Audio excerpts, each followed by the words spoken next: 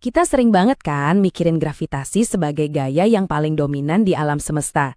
Tapi sebenarnya di balik layar ada gaya lain yang jauh lebih kuat, yang jadi lem perekat dunia kita di level atom. Nah, inilah perjalanan kita buat masuk ke dunia elektrostatika dan gaya listrik. Oke, jadi gravitasi yang ngatur planet dan galaksi. Tapi apa dong yang menyatukan partikel-partikel yang membentuk kita? Jawabannya, ada gaya lain yang kekuatannya luar biasa di skala atomik. Dan itulah yang akan kita bedah hari ini, gaya listrik. Nah, akar dari semua ini adalah muatan listrik. Anggap aja ini kayak sifat bawaan dari partikel, sama kayak massa gitu. Dan biar gampang hitungnya, para fisikawan sering banget menyederhanakannya jadi muatan titik. Seolah-olah semua muatannya itu ngumpul di satu titik kecil aja. Nah, ini nih beda kuncinya sama gravitasi. Kalau massa kan cuma ada satu jenis, selalu tarik-menarik. Tapi muatan listrik, dia punya dua rasa. Ada yang positif di proton, dan ada yang negatif di elektron. Dualitas inilah yang bikin interaksinya jadi jauh lebih kompleks dan menarik. Oke, jadi kita punya dua jenis muatan. Terus, gimana cara mereka ngobrol satu sama lain? Ternyata, aturannya itu elegan dan simple banget. Cuma ada dua prinsip dasar yang perlu kita pegang.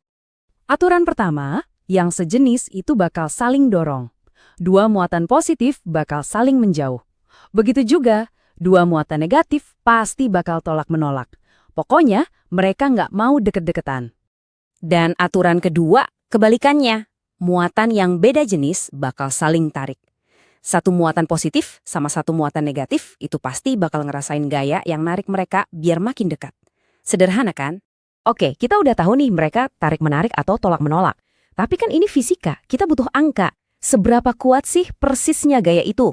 Nah, pertanyaan ini dijawab oleh seorang fisikawan brilian, Charles Augustin de Coulomb. Waktu Coulomb ngerumusin hukumnya, dia nemuin sesuatu yang luar biasa. Coba deh perhatiin, persamaannya punya struktur yang hampir identik plek sama hukum gravitasi Newton. Keduanya itu hukum kuadrat terbalik. Seolah-olah alam semesta itu pakai cetak biru yang sama, cuma ngeganti massa jadi muatan. Dan inilah dia alat hitung kita, hukum Coulomb. Persamaan yang kelihatannya simple ini adalah kunci buat ngitung dengan presisi seberapa besar gaya listrik di antara dua muatan. Yuk kita bedah satu-satu. F itu gaya, satuannya Newton. Q1 dan Q2 itu besar muatannya, satuannya Coulomb. R itu jaraknya dalam meter. Dan coba deh lihat K, konstanta Coulomb. Nilainya itu 9 miliar.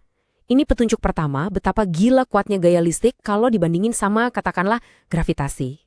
Jadi intinya gini, makin besar muatannya, ya makin kuat gayanya.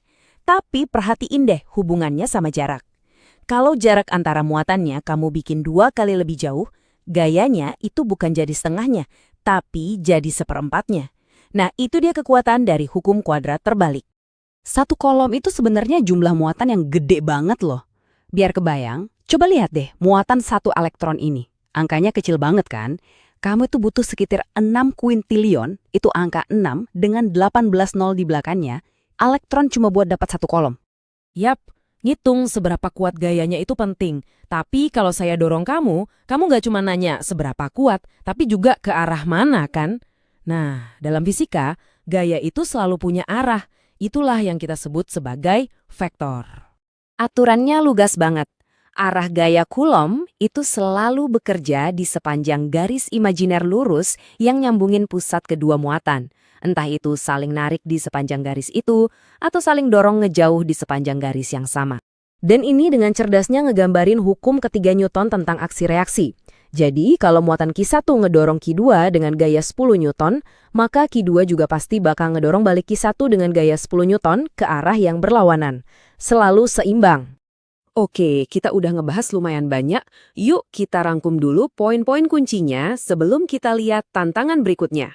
Singkatnya gini ya, ada dua jenis muatan. Aturan mainnya jelas, yang sejenis tolak-menolak, yang beda jenis tarik-menarik.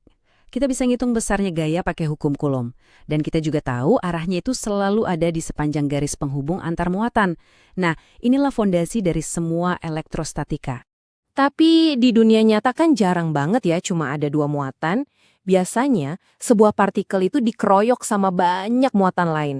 Semuanya narik dan dorong dia di saat yang bersamaan. Jadi Gimana caranya kita bisa ngitung gaya total di tengah kekacauan ini?